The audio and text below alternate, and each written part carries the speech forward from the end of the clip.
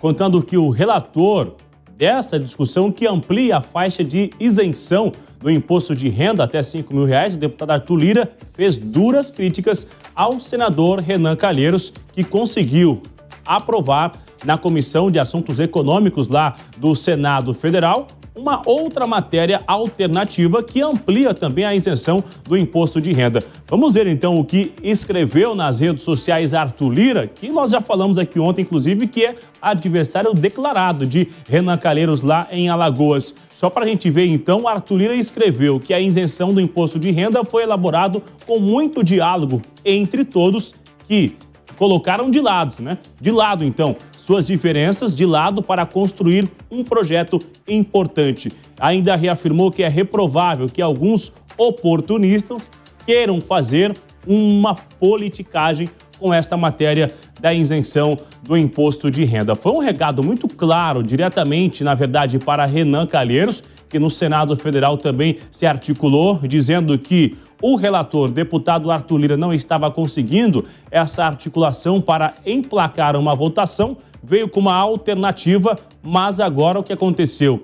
Esta matéria de Renan Calheiros já foi para um lugar, sabe o lugar? Uma gaveta do Senado Federal, que aparentemente não será analisado no plenário do Senado Federal. Ainda teve repercussão. Hoje, um pouco mais cedo, o ministro Luiz Marinho também fez uma outra cobrança sobre a responsabilidade do Congresso Nacional para que esta matéria seja colocada em votação e consiga uma agenda vitoriosa. Segundo o ministro, existe uma sinalização diante do Legislativo de que para votar a isenção do imposto de renda é necessário também colocar em votação a anistia antes.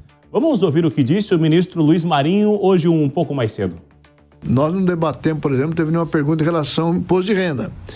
Mas nós precisamos que o Congresso também aprove o projeto de imposto de renda.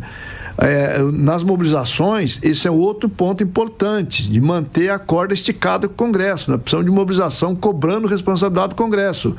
Tem até a sinalização que tem que votar o primeiro projeto de anistia para depois votar o imposto de renda, ameaçando que não pode não ser aprovado o imposto de renda se não passar o processo de anistia. Que conversa é essa?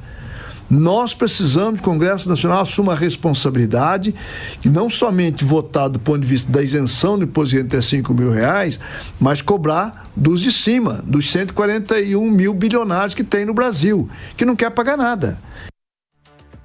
Ana Beatriz Rich, a República Independente de Alagoas, com sinais claros ali de uma discussão entre Arthur Lira, entre Renan Calheiros, A gente já comentou aqui que ambos são adversários lá no estado, ambos estão de olho no Senado Federal, Renan para uma reeleição, Arthur Lira de olho numa vaga no Senado, o filho do senador Renan também de olho no governo do estado, e essa isenção é algo que nesse momento, nessa altura do campeonato, é totalmente eleitoreiro, ou seja, aquele que conseguir emplacar uma vitória vai sair, como diz, no meio da campanha gigante, na campanha eleitoral. O que se espera quando uma discussão regional venha para dentro do Congresso Nacional e claramente uma disputa de egos nessa de discussão com Arthur Lira rebatendo Renan e Renan rebatendo Lira? Bruno, é chocante quando a gente tem exposto da forma que foi pelo ministro Marinho como existe chantagem dentro do Congresso Nacional. Então, o que a gente está vendo agora é a condição de que a aprovação de um dos projetos que talvez seja ali o item mais caro ao brasileiro, que é essa questão da isenção do imposto de renda, esteja condicionada a um interesse que é absolutamente político de parte da população, que é aquela questão da anistia.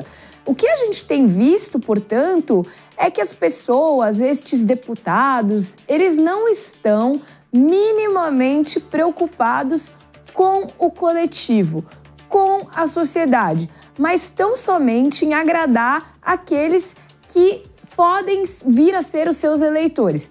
Essa questão do apadrinhamento do projeto da isenção do imposto de renda, na verdade, ela dá muito pano para manga, porque não deixaria de ser uma vitória do Poder Executivo e, consequentemente, da esquerda. mas é muito, muito delicada a situação que a gente se encontra atualmente. Agora, Cássio, o que a gente imagina é que depois que caiu a PEC da blindagem, perdeu força o PL da anistia, tudo que vai vir parece que está ficando mais nebuloso, mais difícil de ser colocado em votação ou de passar de alguma forma, e sem falar que eles querem colocar nesse jogo, como a Ana falou, que cada um ali negocia de um jeito, as emendas, né? Tem emenda no meio. E aí? São alguns fatores que influenciam para isso. Primeiro, ano que vem é ano eleitoral. E no ano eleitoral, as disputas territoriais, as disputas por espaço acabam sobressaindo. O grande exemplo que nós temos é da dupla Renan-Lira disputando uma cadeira no Senado de Alagoas. Em segundo lugar, há os interesses corporativos dos parlamentares, como é o caso das emendas. Neste contexto, eles mais uma vez se unem.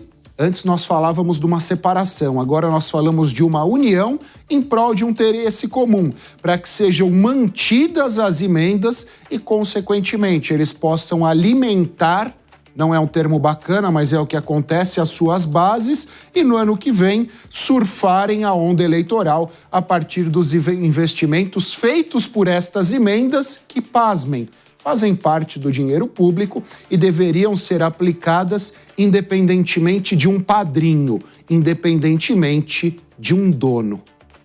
Pior é quando essas emendas são aquelas chamadas emendas PIX, que a gente nem sabe para onde vai o dinheiro, não tem fiscalização, é uma farra, gente, aqui nesse país. Obrigada pelas análises, Ana e Cássio Miranda.